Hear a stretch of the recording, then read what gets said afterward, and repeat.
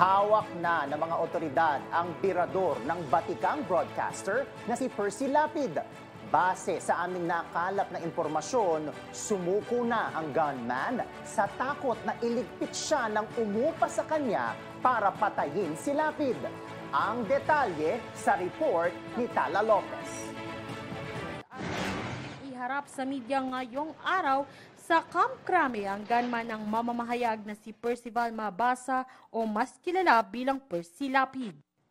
Si Lapid ay tinambangan noong October 3 sa gate ng tinutuluyang bahay sa BF Resort sa Arya Street, Barangay Talondos, Las Piñas City.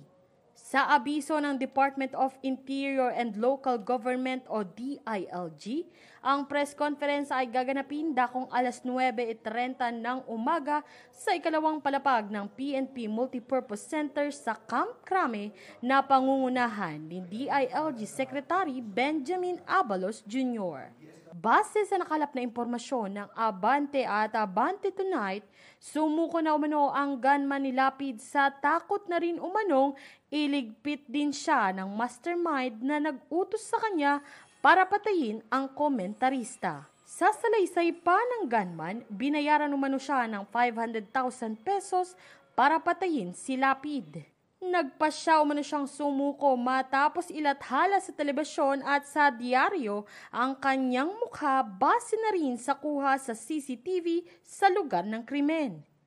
Bukod dito ay nasa 6.5 million na rin ang pabuya sa sinumang makapagtuturo sa kanya. Samantala, ang 500,000 reward money na galing mismo kay Abalos ay ibinigay na sa pamilya ng gunman ayon pa sa source.